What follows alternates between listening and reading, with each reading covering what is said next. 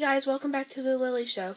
Today I will be showing you my presentation for school social studies. Let's go!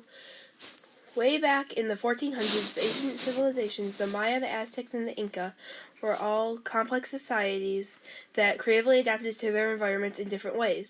Throughout this presentation, you will see examples of why the Maya, the Aztecs, and the Inca were all examples of a complex society.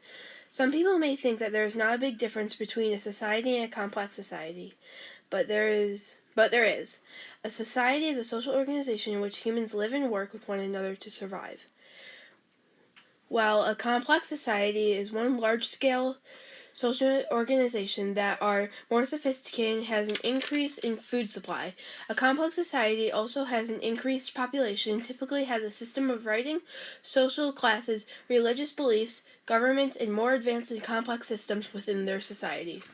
The tribe Maya was a complex society because the Mayans had a technique of writing, but this writing wasn't A, B, C, D, E, F, G. This writing followed an alphabet of illustrations. The Mayan writing was composed of various signs and symbols. These signs and symbols were called hieroglyphs, or more simply glyphs. To us, these symbols may look like artistic pieces, but to the Mayans they looked like how letters and writing would look to us. The glyphs stood for syllables were called syllable glyphs, or syllabogram, and the syllables that stood for whole words were called logos or logogram.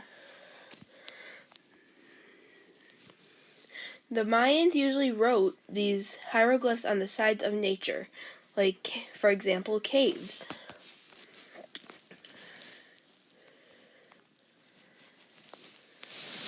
As you can see, this form of writing supports why the Maya, Aztec, and Inca are all examples of a complex society. Also, here are the Mayan Temple of the Sun and Temple of the Moon pyramids that I also had built. Here's the Temple of the Sun, and over here is the Temple of the Moon.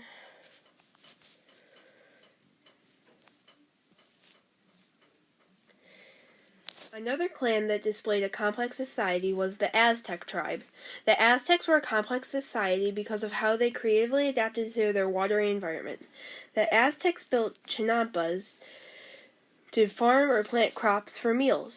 Chinampas are man-made segments of land that were constructed of plats that measured 30 meters by 25 meters on a lake bed.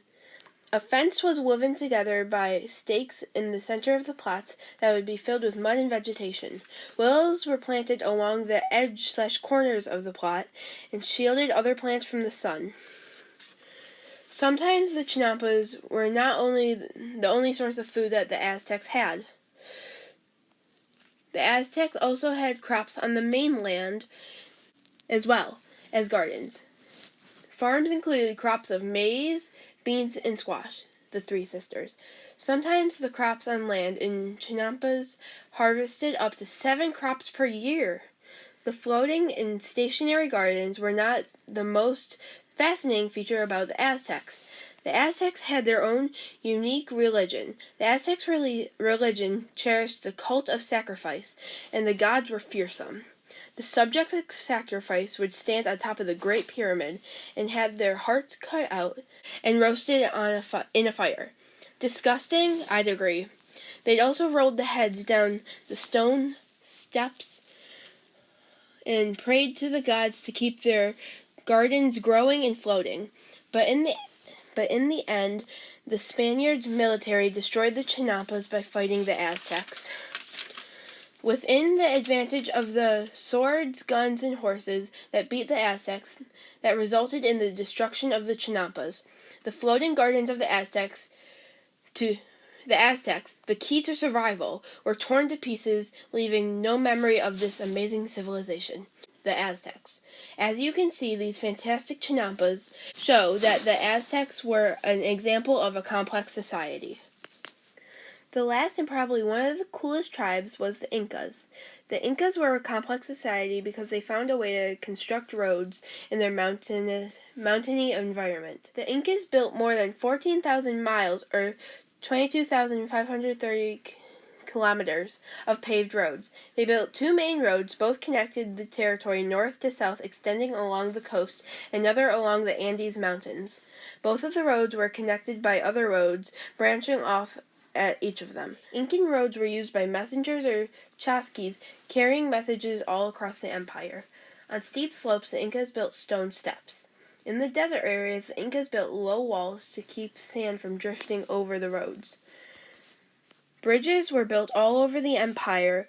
The bridges were built with natural fibers. These fibers were woven together, creating a rope as long as the future bridge.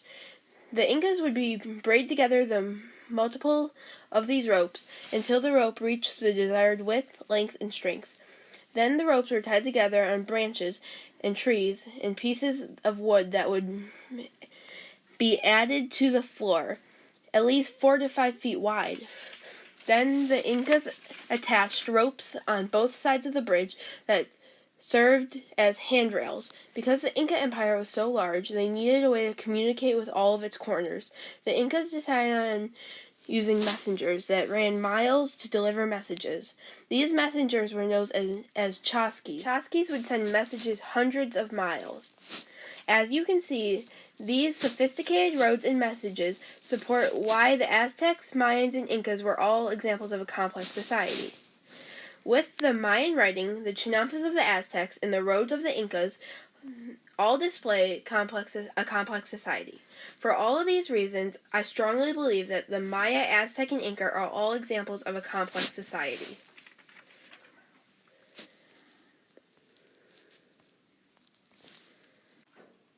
I hope you guys learned something about complex societies. Thanks for watching, and don't forget to subscribe. Bye!